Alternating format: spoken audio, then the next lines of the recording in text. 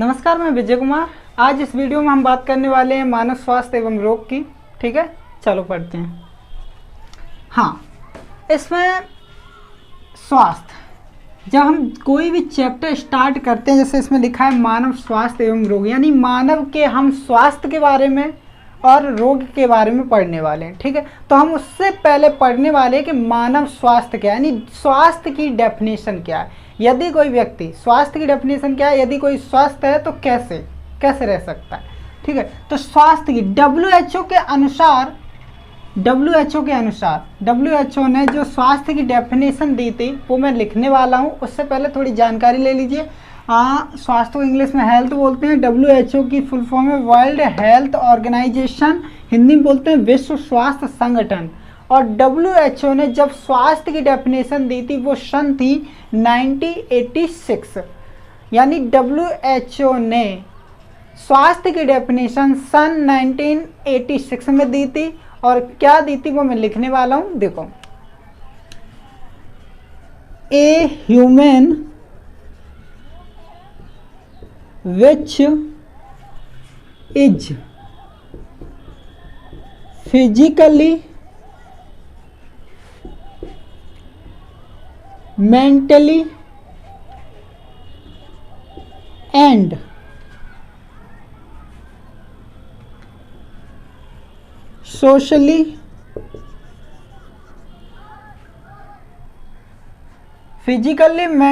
socially well-being merely devoid of disease।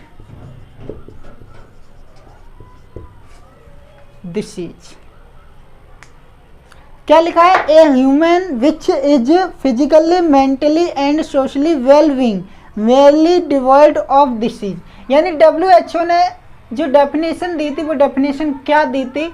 यदि कोई व्यक्ति फिजिकली यानी शारीरिक, मेंटली यानी मानसिक, सोशली यानी सामाजिक रूप से पूरी तरह स्वस्थ है तो वह व्यक्ति कैसा है? स्वस्थ है।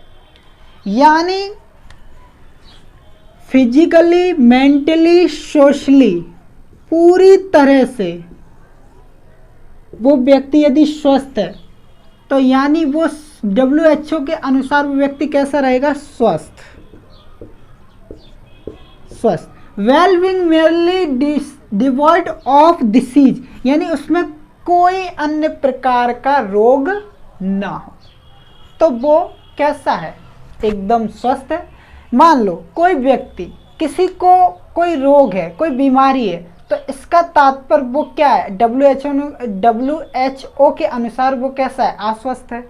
अगर कोई ऐसा व्यक्ति जिसे कोई नहीं रोग है, वो स्वस्थ है, एकदम रोग नहीं है। मान लो कोई रोग नहीं है, मैं बात करने वाला हूँ डिसीज की। डिसीज, मान लो उस व्यक्ति के अंदर कोई रोग नहीं है तो इसका मतलब वो व्यक्ति स्वस्थ है? नहीं, वो स्वस्थ नहीं है। हो सकता है वो मानसिक तौर पर बीमार हो सकता है वो सामाजिक तौर पे बीमार हो सकता है वो शारीरिक तौर पे बीमार हो। मान लो शरीर का कोई अंग ग्रसित हो तो शारीरिक अंदर से कोई दिक्कत हो, वो क्या है? शारीरिक तौर से। मानसिक तौर, सोचने और समझने की क्षमता कम हो। सामाजिक, कहीं बैठो तो अचानक गुस्सा आ जाता है, हो सकता है इस तरीके से व्यवहार करता हो। ठीक है, यानी वो व्यक्ति पूरी तरह से स्वस्थ कब रह सकता है? WHO ने कहा है यदि व्यक्ति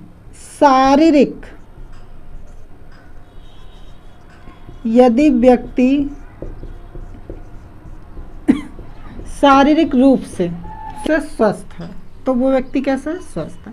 मानसिक रूप से भी कैसा है? स्वस्थ हो, यानी मानसिक रूप से भी स्वस्थ हो। सामाजिक तौर या सामाजिक रूप से सामाजिक, यदि व्यक्ति शारीरिक, मानसिक, सामाजिक रूप से एकदम स्वस्थ है तो WHO के अनुसार वो व्यक्ति पूरी तरह से कैसा है?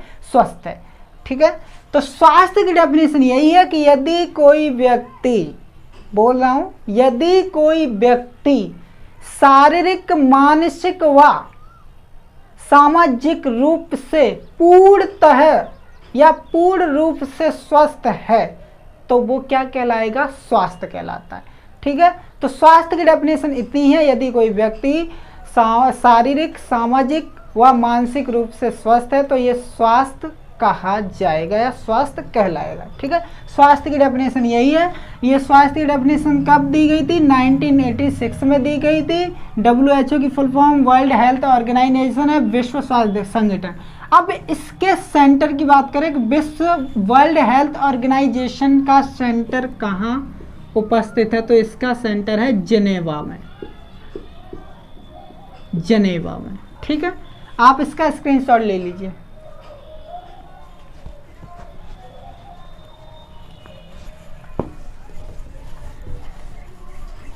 अब बात करते हैं डिसीज। हमने स्वास्थ्य पढ़ा है, अब बात ये आती है कि चलो ठीक है, WHO ने ये कह दिया है कोई व्यक्ति स्वस्थ है तो कैसे रह, स्वस्थ कैसे, स्वास्थ्य की जो डेफिनेशन दी वो कैसे दी है?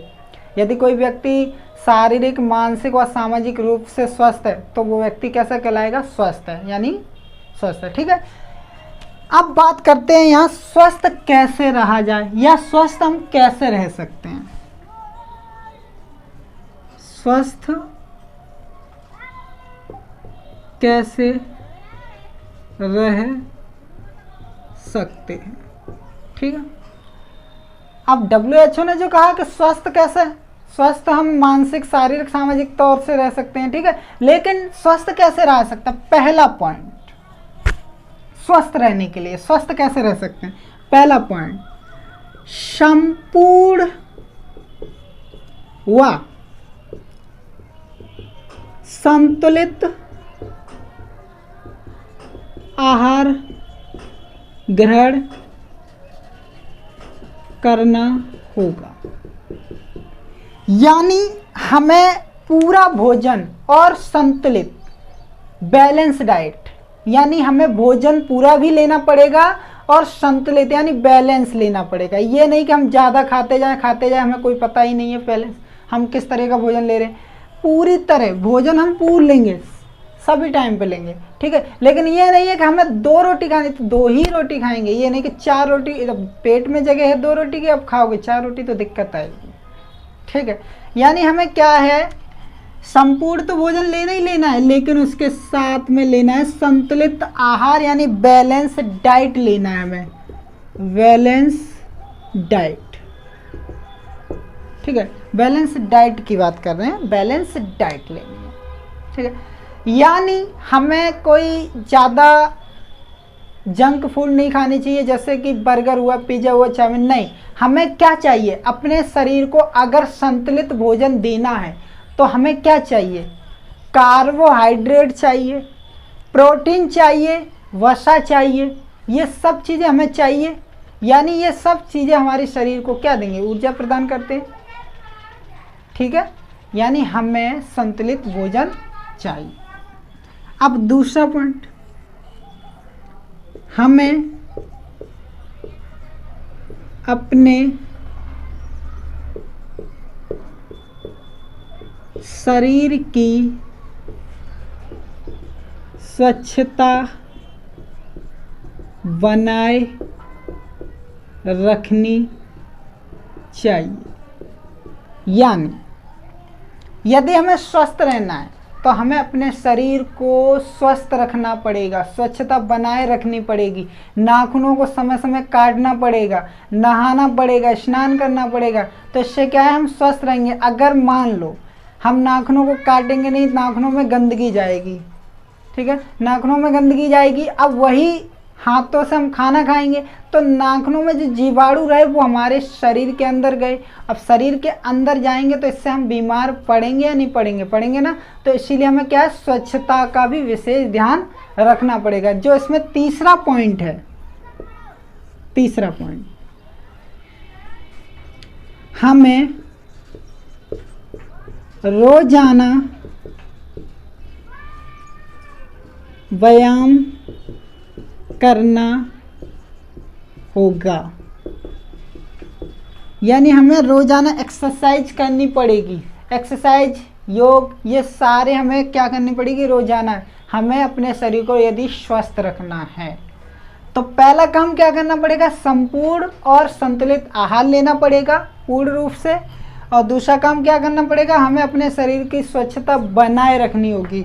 और तीसरा काम क्या रखना होगा? हमें रोजाना एक्सरसाइज यानी व्यायाम करना ही होगा, तो हम स्वस्थ रहेंगे। यानी स्वस्थ रहने के लिए हमें 3 कार्यों को अपनाना पड़ेगा, 3 रणनीतियों को अपनाना पड़ेगा।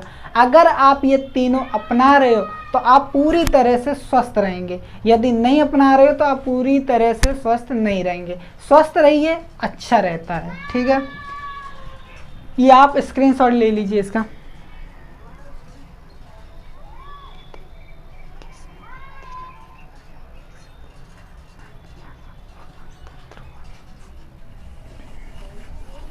ये तो बात हुई कि हमें स्वस्थ कैसे रहा जाए।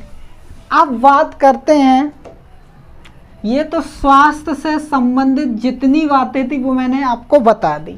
अब बात करते हैं रोग की, यानी डिसीज की।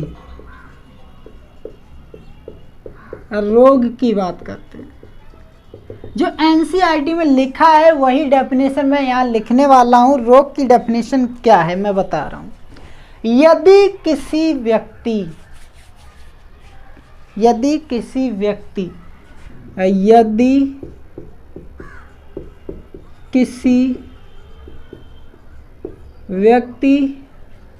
का एक अंग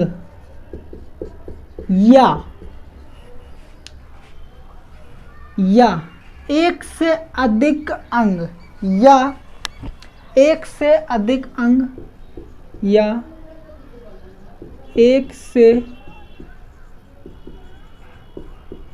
अधिक अंग या संपूर्ण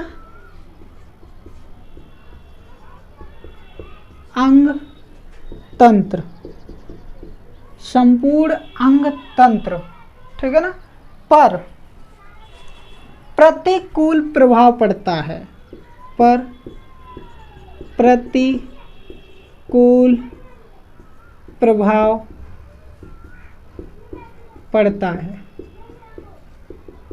तो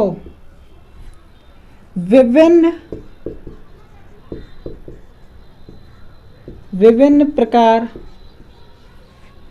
के लक्षण उत्पन्न होते हैं। तो इस परिस्थिति को रोग कहा जाएगा। ठीक है, तो जो एनसीईआरटी लाइन में लिखा हुआ है वो ये डेफिनेशन है। यदि किसी व्यक्ति का एक अंग या एक से अधिक अंग या संपूर्ण अंग तंत्र पर प्रतिकूल प्रभाव पड़ता है। प्रतिकूल प्रभाव मतलब अचानक से कोई रोग हो जाता है, या मान लो हमारे मुख में छाले पड़ गई। अब छाले से कोई ना कोई लक्षण तो उत्पन्न होंगे, दर्द होता है, कुछ और भी हो सकता है। यानी ये क्या है? सभी प्रतिकूल प्रभाव। तो इस परिस्थिति को हम क्या कह सकते हैं कि हमारे अंदर रोग हो गया है। कौन सा? छाले वाला। और कोई भी रोग हो सकता है, अन्य प्रकार के भी रोग हो सकते हैं। रोग के टाइप होते हैं 2 प्रकार। एक होता है संक्रामक रोग, दूसरा होता है असंक्रामक रोग। तो ठीक है, मान लो मैंने कहा यदि किसी व्यक्ति का एक अंग, मान लो हमारे शरीर के किसी अंग में, मान लो फेफड़ा हुआ, हमारा हृदय हुआ, हृदय का कोई मान लो हड्डी या कुछ भी मान लो आप, ठीक है, अंग, और एक से अधिक, जैसे कि हमारा फेफड़ा एक अंग है। फॉर द एग्जाम्पल हमारा जो हृदय है मैं फेफड़े की बात नहीं कर रहा हूँ, हृदय की बात कर रहा हूँ। जो हमारा हृदय है वो हमारा क्या है, एक अंग है। अब हृदय के साथ साथ फेफड़ा, वो उसमें भी दिक्कत, किडनी में भी दिक्कत। तो ये क्या है, एक से अधिक अंगों में क्या आ रही है, दिक्कत आ रही है। अब अंग तंत्र यानी हमारा पूरा सिस्टम पर कोई प्रतिकूल प्रभाव पड़ेगा, यानी हमारे पूरे सिस्टम पर या एक अंग पर या एक से अधिक अंग पर कोई प्रतिकूल प्रभाव पड़ता है, तो इस परिस्थिति को हम क्या कहते हैं, रोग कहते हैं। ठीक है, तो ये है रोग की डेफिनेशन। रोग कितने प्रकार के होते हैं, 2 प्रकार के होते हैं, संक्रामक रोग, असंक्रामक रोग। आप चाहें तो इसे बता सकते हैं।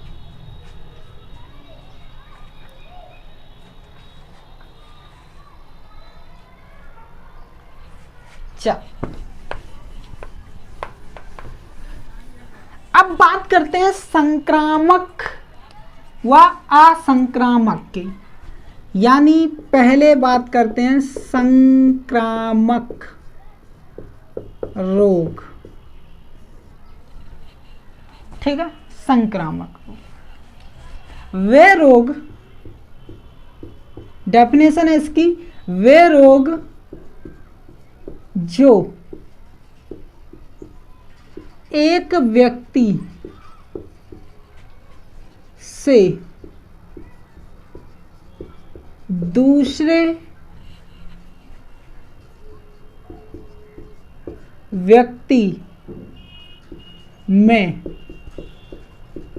संचारित होते हैं, संक्रामक रोग कहलाता है। क्या हुआ, वे रोग जो एक व्यक्ति से दूसरे व्यक्ति में, एक व्यक्ति से दूसरे व्यक्ति में संचारित होते हैं, संचारित होते हैं, तो ऐसे रोग को क्या कहा जाएगा, संक्रामक रोग। संक्रामक रोग यानी एक व्यक्ति से दूसरे व्यक्ति के संपर्क आ जाने से ये रोग फैलता है। जैसे कि मान लो अभी क्या चल रहा है, कोविड-19 चल रहा है, तो ये क्या होता है कि एक व्यक्ति दूसरा व्यक्ति के अगर संपर्क में आता है तो क्या हो जाएगा, ये रोग हो जाता है कोविड-19, यानी संपर्क में आने से। जैसे कि इसका एक उदाहरण है खांसी या सर्दी जुकाम, लिख देता हूँ, सर्दी जुकाम, सर्दी जुकाम। दूसरा है एड्स, ये भी कांटेक्ट है। और भी कई रोग हैं, ये मोस्ट पॉपुलर एग्जांपल है एड्स और सर्दी जुकाम। ये देखिए, यदि कोई व्यक्ति छींकता है और उसको कोई ना कोई रोग हो, कोई सा भी रोग हो, ठीक है, सर्दी जुकाम है, यदि उसको सर्दी जुकाम है तो क्या है, कोई व्यक्ति छींकता है तो उसके मुख से जो वाटर के कण निकले, वाटर के जो कण निकले, तो सामने वाले व्यक्ति के अंदर प्रवाहित हो सकते हैं मुख के द्वारा, किसी के भी द्वारा।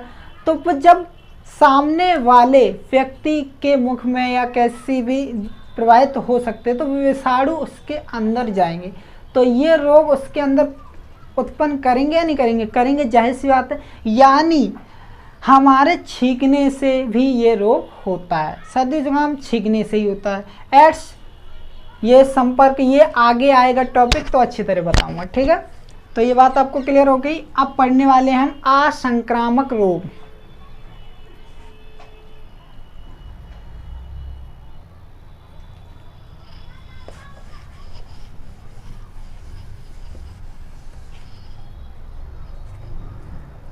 असंक्रामक रोग की डेफिनेशन, असंक्रामक रोग क्या है, वे रोग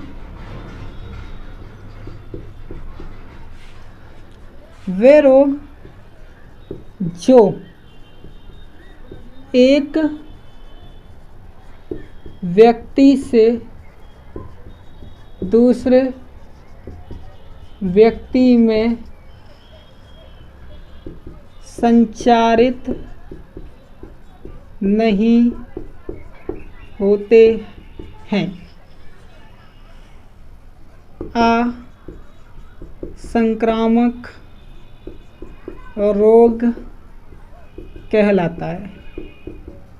ठीक है, जैसे फॉर द एग्जाम्पल कैंसर,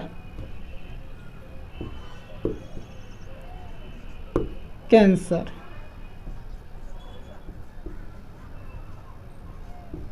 ठीक है, cancer, for the example cancer. तो कैंसर कांटेक्ट के जरिए नहीं फैलता, यानी संपर्क के जरिए नहीं फैलता, संक्रामक रोग नहीं है, ये असंक्रामक रोग है। यानी हम कैंसर वाले व्यक्ति के पास अगर बैठ जाए तो जाहिर सी बात है हमें कैंसर नहीं होगा। ठीक है, तो कैंसर एक ऐसा रोग है असंक्रामक। अब इसमें कुछ रोग आएंगे, मैं रोग के बारे में बात करूंगा। तो कल हम इसमें बात करेंगे वायरस यानी जीवाणु जनित, जीवाणु जनित रोग। उसके बाद आएगा विषाणु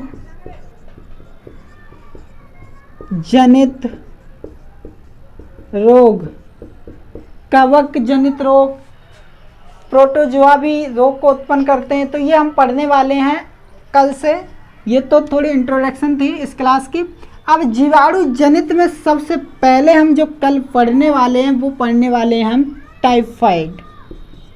टाइफाइड हम पढ़ने वाले हैं कल, और टाइफाइड को बाद में हम पढ़ेंगे निमोनिया, निमोनिया। ठीक है, टाइफाइड और निमोनिया कल हम पढ़ने वाले हैं।